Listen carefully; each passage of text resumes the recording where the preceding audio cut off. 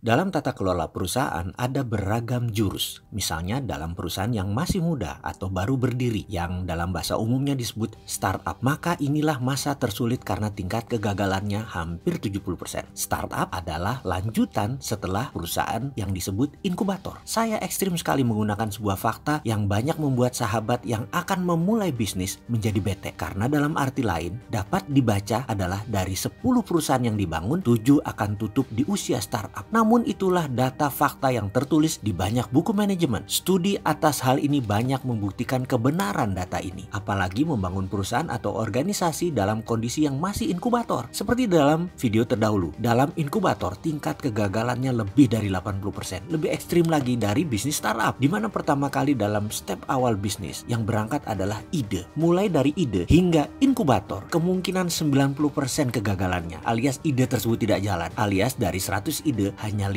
yang jadi kenyataan dan masuk level inkubator. Ternyata dari 5 yang dibangun hanya 1 kurang lebih yang masuk kategori startup. Dan dari startup menjadi grow company atau organisasi yang tumbuh, itu pun masih membuang 60%-nya lagi, alias sepertiga lebih sedikit yang survive. Dan di level grow, angka mortalitas kematian organisasi mulai mengecil. Dari 10 yang tumbuh akan bertahan hingga 5 tahun ke depan lebih dari 60%. Mereka yang 40% bertumbuh di atas 10 tahun. Itu masuk organisasi atau perusahaan yang mature. Di organisasi atau di perusahaan mature ini tingkat mortalitas kematian organisasi menjadi sangat kecil sekali. Kurang dari 15% yang gagal atau yang tutup. Karena ada banyak cara untuk keluar dari masalah di level mature ini. Dan ada lagi satu level di atas mature. Tetapi saya mau simpen buat lain kesempatan. Kenapa? Karena saya ingin bertanya balik kepada sahabat. Apakah perusahaan sahabat sudah berusaha di atas 5 tahun? Apakah sudah mature? Kalau belum, kita tunda pelajarannya. Kita balik ke startup organisasi dan perusahaan inkubator. Ada hal yang harus dikuasai, yaitu 2 jurus maut yang namanya